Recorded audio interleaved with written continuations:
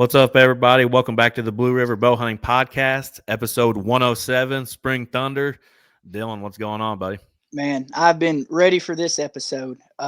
We've had a lot of great guests for the Spring Thunder, and having Mr.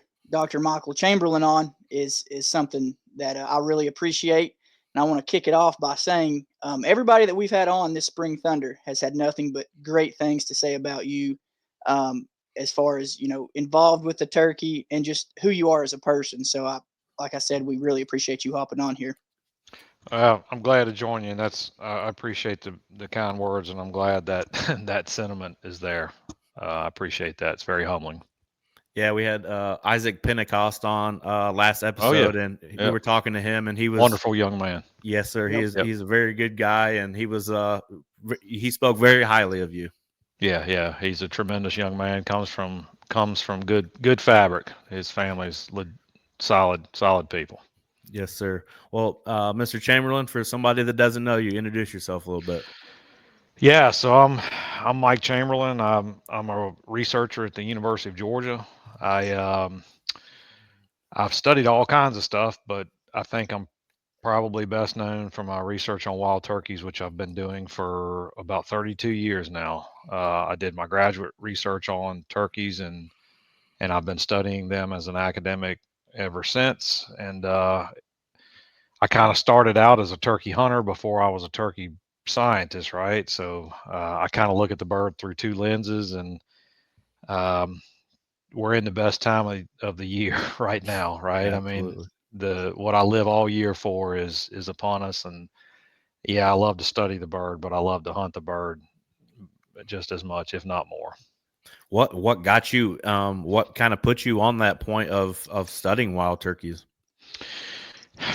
Just dumb fortune, man. Honestly, so when you go to graduate school in wildlife sciences, you are often allowed to you're often put onto a research project like, hey, Dylan, I've got this deer project that you can be a part of, or Brett, I've got this duck project you can be a part of. Well, when I was accepted into graduate school, I was given the choice of a couple of different projects to choose from. I was the top candidate that had applied, and I there was a turkey project, and I grew up hunting turkeys as a kid, but I didn't really know anything about turkeys. Honestly, I didn't know anything. I knew kind of how to kill them in the fall, and that was pretty much it. So I said, yeah, that'd be great. Let's do some turkey research, and the rest is history. Um, I did my master's degree studying turkeys. I did my PhD studying turkeys. And when I left graduate school, I went to LSU as a right out of school, assistant professor, and was given some grant money to do turkey research in Louisiana, and I've been doing it ever since. When they talk about, or when you talk about research, kind of give us a little bit of detail. What exactly goes into those research when you go out onto these properties? And is it a state funded type of thing, or hmm university funded type of thing, or is it federal? Yeah, so most of my money is state money. It's typically state agencies that are contacting me and saying, we are interested in this question, or it's usually we see a problem and we are trying to understand what's going on. And then what I do is I hire graduate students. I hire field technicians and staff members, research associates, postdoctoral researchers, you name it. We put together field crews that are scattered all over the country. They're trapping birds. We've just finished our trapping season about a week or so ago, and we're doing everything from um, catching birds and putting GPS transmitters on them to studying gobbling activity to collecting blood and looking at genetics and disease issues. We're doing work on relatedness, genetics within populations of turkeys. We're looking at diversity of genetics to see if maybe a lack of genetic diversity could be causing some of the declines or contributing to some of the declines we've seen. I mean, you name it. We're we're trying to cover, at least my research is trying to cover the full gamut of topics that are kind of affecting turkey populations now. And I also um, I want my research to be relatable, and I want turkey hunters to value it. So I try to do work that I think a turkey hunter would be interested in, or at least try to funnel some of my efforts into that, such as roosting ecology and Tom switching roost and things that a turkey hunter will look at and go, oh, that's interesting. I value that. Not so much maybe from the science, but just from their own experiences and what they've seen in the field, and they then see value in my work. So that's I don't do the field work, which is unfortunate because I sit at a desk and and I push pencils and I put out dumpster fires and I try to get money to support my people who I cherish. Um, and I'm kind of the face of the work, but in reality, it's these young people, these young men and women who I mentor that go out and they give everything they've got to collect the data that I then talk about. That's basically what I do for a living. That's awesome. Yeah, we had Mr. Paul Campbell on, and we Oh were yeah. talking. We were talking about. I try on my farms. I try to do management, and I try. I was telling Paul, hey, I bush hog super late, and I find nests every year, and I Hmm. bush hog late just so I don't run over them. And he was telling us about. I think it was a study you done about the 800-yard radius from hatch. That's right. That Yep. yeah, Mortality rate. Yeah. So what we found, um, there's a serious bottleneck in the turkey world, reproductive wise, and I'll explain briefly. So most turkey nests fail, right? We see about, depending on the study site, across the South, we're seeing, when I say South, I mean deep South, we're seeing about 25% nest success each year, which means that about 75% of all nests fail. Well, then once those nests hatch, most of those broods fail. So about 65% of those broods don't make it to a month.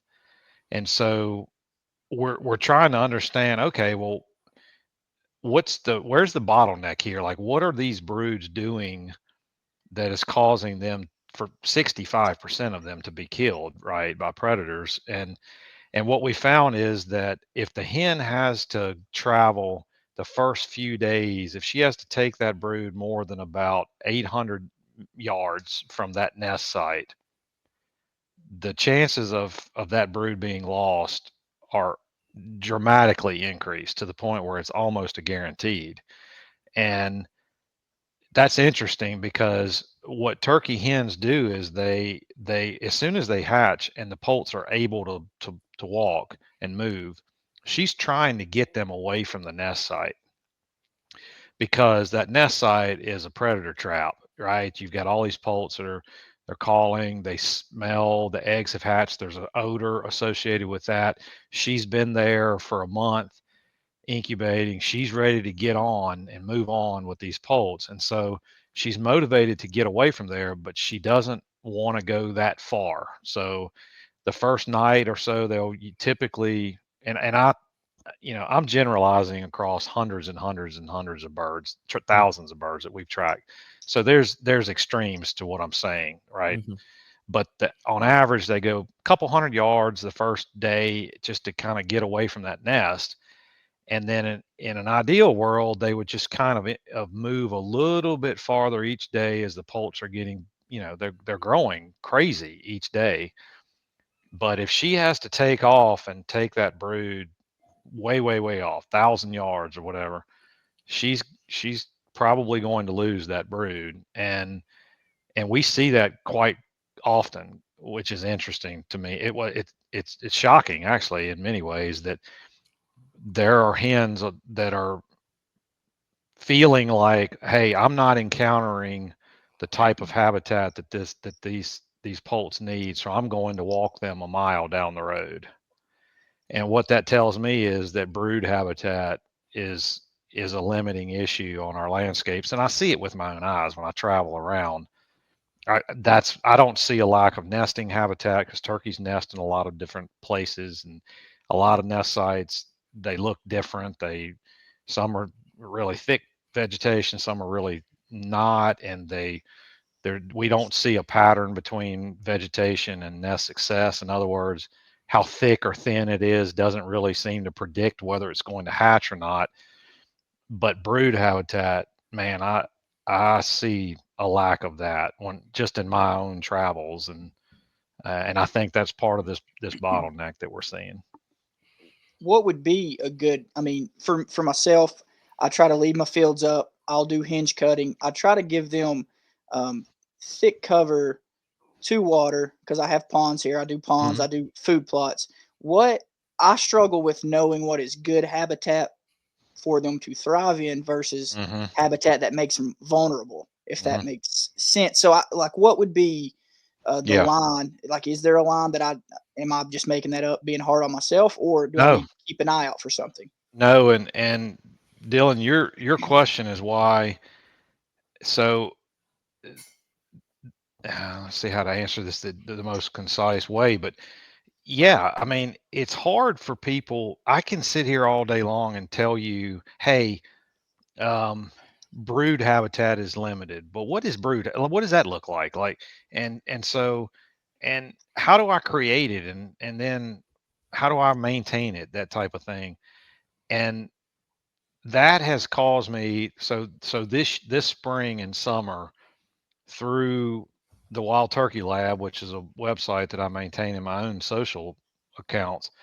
I'm actually taping. I'm doing them almost on a daily basis right now.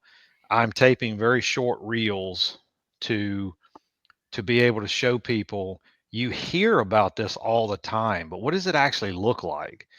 And to look at brood habitat or any habitat from a turkey's perspective, you need to be down where the turkey is. We have a view of the world that's fundamentally different than what they have.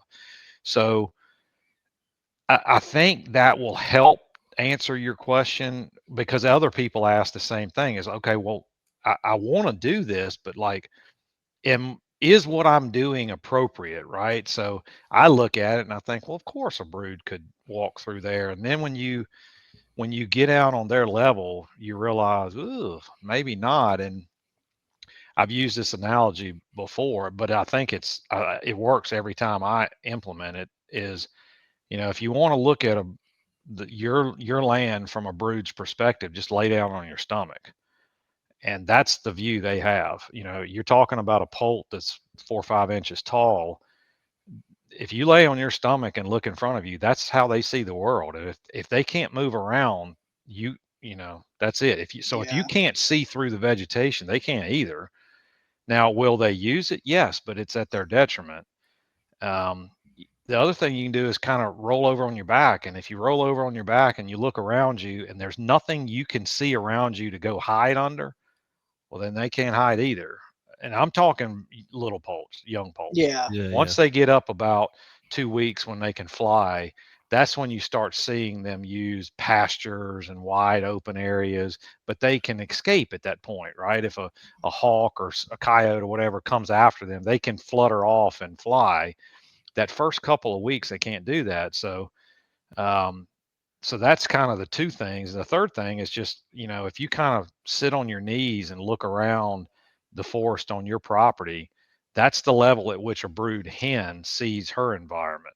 And if she can't see through it, what's there, then that's a problem. Predators are, have the advantage. And we actually, I'm about to start posting a bunch of this content this year, but we actually went to places that broods spent a lot of time at, and we took a GoPro and mounted it where you basically on a wheel where you can walk it through the environment at a brood at a poult's head height. And it's pretty interesting when you look at it because that gives you the perspective that I think you need to have. Okay, I see my property a certain way, but what if I get down and look at it like this? And I think what I see a lot of times is when I get down to that level, I realize it's too dense. It's just way too dense for poults to move around. And then it goes, then you go back, well, then what do I do about it? Well, do I disturb soil? Do I disc? Do I burn? Do I mulch? What do I do to try to open up this vegetative community and allow it to kind of become brood habitat, whereas currently it's not. Yeah, I think Paul was actually telling us that what's that place right across from you, Dylan? Chuck Chuck Swan. Swan. They were doing a lot with at Chuck Swan for brood habitat. I believe he said it was like on a pipeline or um Yeah, yeah, it was a gas line, I think, gas and line. Hmm. Yeah, Hmm. with a Hmm. bunch of native grasses and stuff. Yeah, no, that's Yep. you. My fiance is going to be making fun of me because I'll be out there rolling around on the ground now, trying to make sure.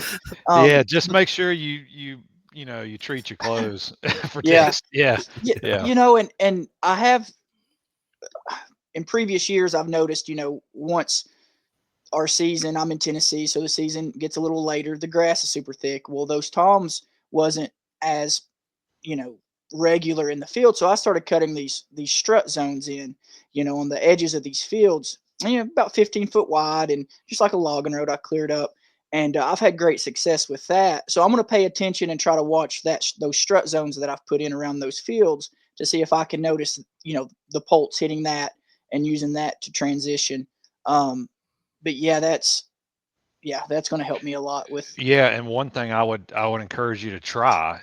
I'm not telling you it will be successful. It really depends on the seed bank that you have in your area, but as a general rule, if you go along, this is what I do on some of the properties that I oversee, is some of my plots that I see turkeys in all the time. I know there's turkeys here. If I've ever seen a brood there or a strutter there or whatever, I will go along the edge of that plot, and about January, early February, when we're at the depths of our winter, I will do some winter disking. Rather than mowing, I'll just till a single pass, just one pass down. I'm not trying to disc it to where I could plant corn. I just want to disturb the seed bank a little bit. When you use winter disking, you get a tremendous flush of native forbs and legumes, but you're going to get that flush on into the spring. And so you'll get these forbs and legumes that have different heights. There's going to be species like ragweeds and everything that will produce a canopy above them where poults can move through and under them. And you'll also, because of the structural diversity, turkeys can see through it. So birds will just walk, even if they're trying to come display, right? If they're trying to come into the plot to do some, to strut for hens or whatever, they'll just walk through that. But for broods, that's incredibly valuable because one, it offers cover, it offers insects, but then as they get older, they'll move out into the plot because there's escape cover right there along the edge where you disc. And so that, I think, and I've seen from my own experience, that extends the kind of the amount of acreage that those young broods will use because there's escape cover right there, and it really didn't take you anything but a single Right. pass with a disc. Yeah, I'll definitely put that in my tool belt, because that's something I've found myself once I had kids, and I've always kind of worried about my next year, because I want to have, this year I'm worried about my next year as far as making Oh, sure for I have sure. Yeah. turkeys. And once I had my kids, and we've got some farms that I can manage, man, it makes me worried, for 10 years from now, how that's going to be. So I'm doing everything in my power to make sure that, we're not over harvesting, we're not over, you know, putting the pressure on them to make them leave so that they stay here. Hmm. Hmm. And I've just really tried to turn it into almost, I mean, I've talked to Brett about it. He comes down and hunts with me. I'm like, probably won't hunt the home farm that we live on this year because we took one last year. hmm And I have noticed, it makes a lot of sense with the predator stuff. I have noticed, Brett noticed it last year. I have a bearded hen that nests probably 60 yards from my front door Oh, every nice. year. Nice. Every year she comes and she nests there, and it makes so much sense because it's about 60 yards from the front door, but about 25 yards from where we park the tractor. Hmm. So I Hmm. feel like the coyotes and stuff, because I'll shoot them right off the front porch if I see them. I feel like that's why she has consistently came there, because, like you had said, she feels safe from the predators. And Hmm. so, yeah, that makes a lot of sense. And I told Brett, which this past year they said the law changed. No bearded hens can be harvested moving Hmm. forward. Yep. But Yep. I never shot a bearded hen because um, I just I always heard, and you're the man to answer this, that a bearded hen produces more testosterone, which can produce more males. Is there any truth to that? We don't know. Um, Okay. the bearded hens simply have all turkeys, including every hen, has the papilla, the structure on the skin from where the beard emerges. It's just that some hens express that and grow a beard.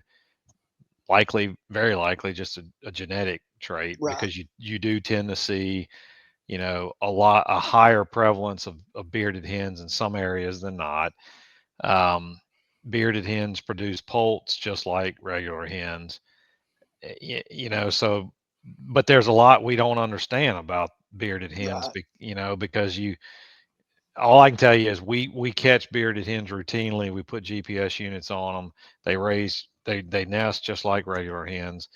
They raise broods just like regular hens. They just happen to have a beard, Right. but it emerges from a structure that every turkey has. So it's not that big of a deal. The the comment you made about the regulation banning harvest of bearded hens, that's an interesting regulation because in many ways being allowed to harvest a bearded hen is just, in my eyes, it's just a relic of times past. I mean, states were trying to offer opportunities. Yeah, you see a beard, you can shoot it because males are bearded, and Hmm. so I think in a lot of ways that's just a relic of times past that, where agencies were trying to offer us opportunities and, prevent, well, it's not a mistake if you shoot a bearded bird, right? It's a bearded turkey, Yeah. period. But I think what you're seeing now is some states just saying, you know what, we're going to hold you to a little higher standard here, Yeah.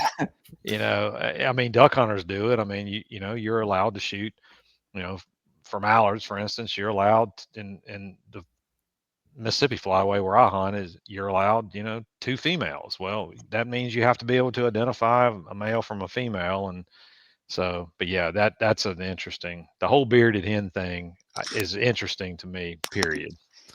What about double beards or like barred fans? Like, what's the characteristic, or like you said, you don't really that everybody has that thing under their skin, both male and female. What about double beards and barred fans? Like, what brings a bird into having something like that?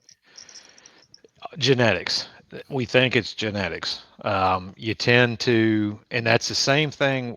So you're talking about on the tail fan. In fact, one of the birds that's right over my head it looks like he's got wing barring in his tail fan, in the center two feathers.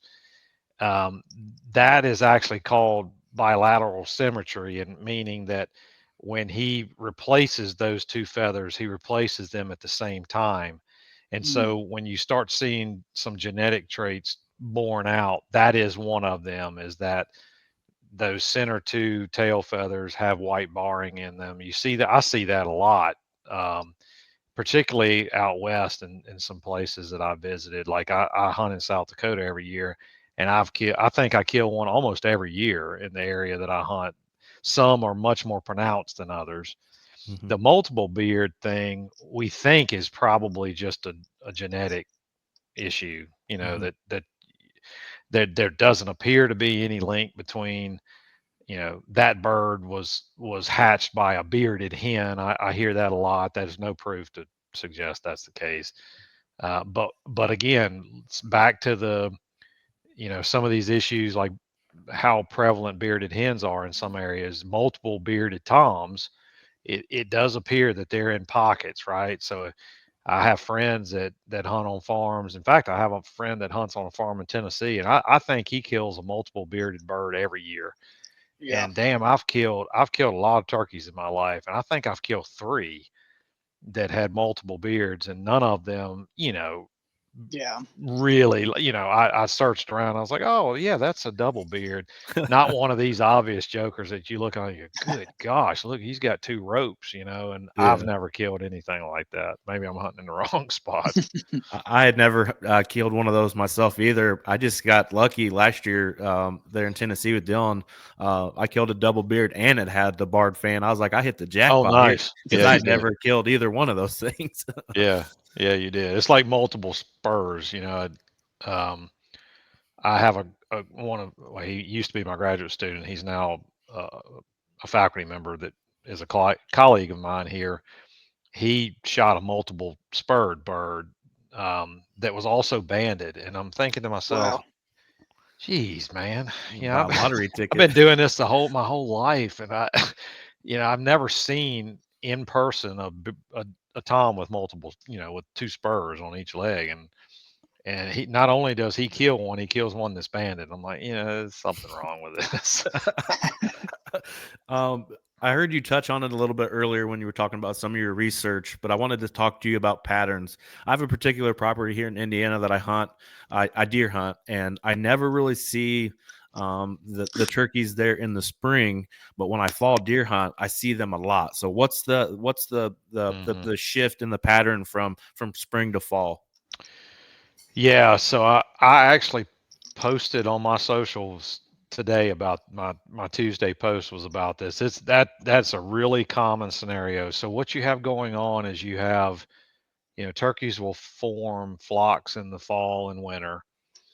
Those flocks start out being in early fall, they start out being brood flocks where you've got, let's just say, 4 or 5 adult hens and all of the poults that they collectively hatched over the spring and summer. Then those flocks, they join other flocks. And so you get these big winter flocks that have, let's say, well, not in my area, but maybe in your area, but I have a flock right up the road from me. It's the biggest flock I've seen since I moved here 14 years ago. It's 40 plus hens and 8, 10 toms, bunch of jakes that are shadowing them. Well, then turkeys in the winter, they are just trying to survive and they're spending time around each other.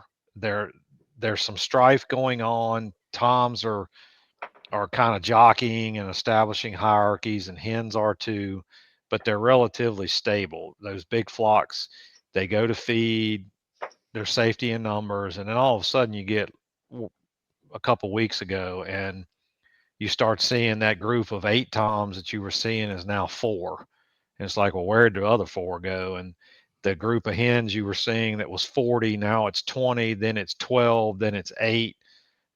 What's happening? And that's just the spring shuffle. That's turkeys typically will leave their winter range and travel to their breeding range. How far they go varies for easterns. If you look at the average, it's about a mile. But if you look at the extremes, it's they don't go anywhere from the property they're on to 4+ miles. Um, so it's literally a situation where I have turkeys today and then they're gone, or I have a bunch of turkeys on my property February the 28th, and then March the 10th, I have a third as many turkeys. And where did they go? Well, they went somewhere nearby, but they're not coming back to you until after the breeding season. That's what's happening. Yeah, I got a trail cam set up. It's along a kind of, I wouldn't say a major river, but a bigger river here that I hunt off of. And I don't have a lot of places to turkey hunt here in Indiana. I'm in central Indiana, and our population isn't all that great. Hmm. It's getting better, but I just want another place to be able to turkey hunt. So I'm trying to keep an eye on them birds, and it's like I see them like every other week. I feel like, and my camera may not be in the best position at the moment because it was more focused on deer. But I'm starting to see some toms and jakes show up. I think I had a group of like 4 or 5 jakes with a couple long beards. So maybe they haven't really totally hit that shuffle quite yet. Well, yeah, in your area, that's where you're still some weeks away from that. So, like in my Right. area here in Georgia, we just the other day, and my wife, God bless her, she gets so sick of hearing about turkeys. But so we're driving down the road the other day, and 7 toms walk across the road right in front of the truck, and I'm like, ooh, I slam on the brakes, and I'm like, yep, yep, yep, yep, yep, yep, yep, yep. That's those birds right there that were right around the corner, but it was 9 of them. A couple weeks ago, I just saw them. Of course, she doesn't care, and I'm like, yeah. So 2 of those jokers, they've blown out of there, right? So they're on their own now. They've got their social group, and these 7, you know, I'm explaining to her, well, they're going to probably split, into 4 and 3, or because that's typically what you see in my area is, most of these breeding groups are 4, 3, 2, and some birds are by themselves and spend the whole spring by themselves. But yeah, you're a few weeks away from that. uh, y- I've kind of always heard when it comes to deer, they have kind of like their own personality. Like you have a buck that's very social and around a lot of other deer, and then you have deer that don't want to be around anybody until it's time to hit the rut. Are turkeys kind of the same way and have a personality like that? Yeah, for sure. Yeah, we've actually I I have a graduate student now who is a super talented young man, and he came to my lab because he was interested in this topic and animal personalities, and he he recognized the scope of the data that we have that can be used, and so he's looking at turkey personalities. It's called behavioral syndromes, and it's basically this idea that if you have a bunch of data on a bunch of animals, you can kind of bend them, or you can categorize them into different, this bird takes more risk than this bird, and this bird takes more risk than that bird. And what he's found is that there's really they do have a suite of personalities, but you can kind of stick them into different bins, if you will. There's some toms and hens that are just more risky. They just behave more risky than others. They move more faster. They hang out closer to edges and roads and open areas and places where where they could be observed. They hang out in areas with more predator activity. And then you see the complete flip flop. You see some birds that are super shy. They, as soon as hunting starts, they go as far as they can from any activity on the landscape. They don't move much. They're very slow. The velocity that they move is very slow. So you can kind of imagine in your head, this is that Tom that literally seems like it takes him an hour to go 100 yards, Yeah. very deliberate in their activities. They stay away from areas that hunters frequent. I don't I don't know this. This is a hypothesis of mine that we're studying this right now because we're studying gobbling activity. We have audio loggers on the birds themselves, so we're recording gobbling activity at the same time we're studying their behavior. Wow. So I can tell you, I hope soon, this bird that did this type of behavior that was less, he was shyer, he did this, he did that. Well, he gobbled less. He averaged 2 gobbles a morning, and it was only in the tree. That's and again, back to where we started, is there management application to that? I don't know, maybe not a lot. Is there interest in that? As a turkey hunter, that interests me to death. Is Oh, like, Hmm. absolutely. are there some birds that just have a different way of doing things? And then I can think back and I can put that in my arsenal, and I can consider that as I'm hunting and as I'm appreciating the bird, and and the fact that they're kicking my ass most of the time. And I mean, seriously, Yeah, I yeah, see I for see sure. I see value in that just from the kind of the techie cool turkey hunting standpoint. And but yes, to your original point, they definitely do have personalities. I also had another question that kind of goes back to the brood a little bit and all that kind of stuff. But um, back when I first started turkey hunting, 13, 14 years old, I killed a tom on opening morning Kentucky one year, but there was two birds strutting, and I shot the first bird. Is there any merit to them being brothers of the same hatch, and that's why they're both strutting, and there's not really a dominant bird in that? Yeah. So this is we're going to have to get in the weeds a little bit, but this is something we're actually studying now. So what that's called is kin selection, and it's this idea that if you're uncertain based on your dominance in the population, if you're it may make sense for you, and this may seem listeners may go and listen to this and go, Mike, you've taken too many snorts off the bottle tonight, and I haven't taken any. But it is this is common in the bird world. Is okay. So there's this notion that if I'm related to another bird that's around me, and that bird is dominant, that I can accrue fitness benefits from helping him secure breeding opportunities. And in the turkey world, what that looks like is, and we know this research has clearly shown this, the bigger groups of toms are going to attract more attention. And all you have to do is, and you've probably seen this, you go into places where you've got a group of strutters that's two versus eight. And those eight strutters are going to have a bunch of hens around them. They're attracting a lot of attention. And so there's this, and this has been demonstrated in turkeys, although we're seeing that it's a little more complex than that, which I'll explain. Is that yes, there is this potential that some of these birds are related to each other, and it makes sense that they would strut around their brothers if their brother is dominant. Now, what we are seeing when we look across, and we're just about to put this work is actually about to be published, is that it's much more complex than that. We will see one group of toms, and I'm just pulling numbers here. These are just for discussion, but let's say there's four in this group.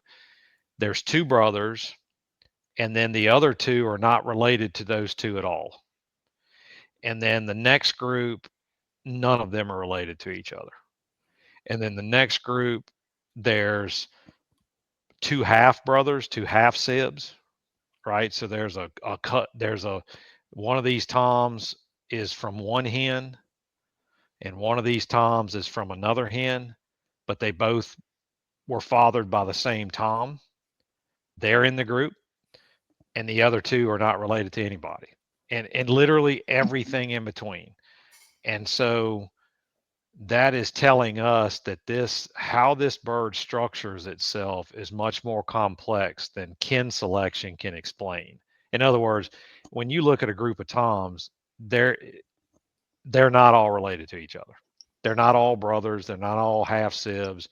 There's a lot of variation in that, which is interesting to me because the only other study that's looked at this found that these toms were related to each other, but that was done on Rios and that was done out west. And in Easterns, I have to speculate that because Easterns typically can't, one group of birds can't see another group of birds. They have to hear them, right? So they're listening to other toms gobble, but they're not seeing them all the time. I have to think that maybe because of the forested areas that Easterns live in, maybe the way their mating system functions might be a little bit different than Western birds because they can't see each other. But we're collecting the same information out west. I don't have the results at this point to share, but yeah, that's an abstract concept for people, and even me. I'll think about it. I'm like, that is so wild that you would have a brother that would strut beside his brother, and he's subordinate, but his brother's attracting attention. And if you do think about it, just from a fitness perspective, if his brother does breed, then he does contribute to the next generation. Hmm. Right. It's just that's an abstract way of thinking about things, but it has been demonstrated in a lot of species, not just turkeys. Yeah. What about like, me and Dylan were talking about this earlier. When some birds come in and you have two toms and one's strutting and one's not. Some people say shoot the dominant bird. Some people say shoot the looker so that you're not, you know, uh, educating him Hmm. and all that kind of stuff. What's the merit in anything like that? We don't honestly know. I think it goes back. It does go back to. So if you if you're taking, we look at turkeys based on a single interaction, right? So you call a bird up to you, or say two or three birds, and I think most turkey hunters would agree, unless you just get surprised and they're in your face. If you watch birds come to you, you can tell who's dominant, who's doing what. You know, those two birds will strut, but they'll never gobble. Or there's three of them. That bird will not even strut at all, and he's kind of hanging off to the side. And then those two birds will strut, but this one struts 90% of the time, and this one only struts 10. And the second guy never gobble. I mean, you can kind of see this if you pay attention. But when they get to you, ultimately it goes back to, well, if you're killing a really small percentage of birds in a population, then it likely doesn't matter which birds you shoot. But when you start harvesting a significant percentage of the population, and particularly early in the breeding season, when dominant birds are breeding, which research has shown dominant birds breed most hens. So does that matter? Again, probably doesn't matter. If the harvest rate, you're shooting a tiny percentage, probably doesn't matter. If you're shooting a significant percentage of the birds, then who you shoot probably does matter. And that's why there's a lot of research ongoing right now trying to figure that out. And that's, to your question, that's why you're seeing agencies that are tweaking harvest regulations and they're delaying season openers, because you and I look at a turkey and we don't know one bird from the other. We have a single encounter with the bird and we don't know who they are in the population, and we shoot them as we should. We're turkey hunters. But we call this bird up. We're gonna kill him. So that's why you're seeing agencies make. That's one of the reasons, not the only reason, but that's one of the reasons you're seeing delays in seasons and changes to bag limits and so on. They're basically trying to shift the harvest a little bit later to where your question doesn't matter anymore. Does that make sense? Yes, sir. Yes, sir. Yeah, it's just like, okay, doesn't matter. If you shift it to a certain point, doesn't matter who you shoot. As long as you don't kill over a certain percentage, they're expendable at that point, whether they're dominant or not. Because if a lot of the breeding has already occurred, then if they're a dominant bird, and you shoot them, they'll be replaced before next year. That's kind of the thinking, partially, not entirely. Gotcha. I know, you get asked, the decline question quite a bit.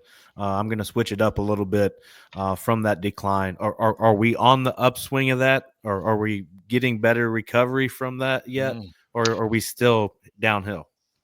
It depends on the state. There are some states where I'm seeing enough information to cause me optimism. You're seeing states like Louisiana, Arkansas, that made changes to their regulations, and since they've made those changes, you're seeing statewide increases in productivity and harvest. And that's important because agencies are managing turkeys at a statewide level. They're not, most agencies are not, they don't care about a property or a county, or it's state. That's where they're looking. You're also seeing some other states where it looks like my state here in Georgia, that it looks like harvest the last 2 years has stabilized. It had been declining. It's stabilized. That's positive because it suggests that maybe we've kind of gotten as low as we're going to get. And if barring any, serious problems, maybe we're going to head in the right direction like some of these other states have headed. Then you see some states that have been proactive about how they're reacting to the declines. North Carolina's populations, um, they have seen their population looks to be doing quite well. Virginia is the same. And then you go into other parts of the range, Kansas, Oklahoma, Nebraska, precipitous declines for a number of years. And then you're starting to see, we'll see if the statewide data bear this out, but it does appear that in some of these states we've kind of reached, at least for the short term, we've kind of reached the floor, if you will, and maybe we're coming on out of that. And the question then becomes, well, where do we stop? Where do we get back to? Do we get back to 50% of where we were? I don't know the answer to that. We'll just have to see. But it does cause me optimism that we are starting to see some populations in some states that are getting out of that rut that they were in. Because, I mean, if you look at like Arkansas and Louisiana in particular, those populations had declined for many, many years, and harvest had gotten to the point it was, very, very low compared to what it had been. You look at other states like Alabama, for instance, harvest had declined by 60%. And so you start thinking about that, and nobody likes agencies making changes to how we do things, right? I mean, nobody wants to be told they can't hunt as long, or they have to wait longer to hunt. They can't hunt this week, they have to start next week, or they can't kill as many birds. And it's a contentious topic, and nobody wants to be in that situation. But agencies they're just trying to pump the brakes on these declines and try to allow populations to kind of the decline to slow down a little bit, and let's see if what we're doing will make a positive change. And I think that's something that's really important for people to listen to and ponder. Agencies they're trying to tweak the harvest regulations in a way where they don't shut us down. They're trying to afford us opportunity, and and they're charged by law with managing sustainable populations of these birds. So, okay, well, what do we fix? What can we change? Well, agencies can only pull one lever at a statewide level, and that the reality is that's the truth. They can't control habitat at a statewide level. They can't control predators at a statewide level, but they can control harvest, and they can control the timing of harvest, and they can control the rate of harvest. In other words, how many, what percentage of birds we kill. And that's the lever they're going to pull. And we don't have to like it, but that's the reality that agencies work under. And so that's what you're seeing is agencies that are pulling the lever and saying, okay, let's give this a couple years. Is it going to be enough?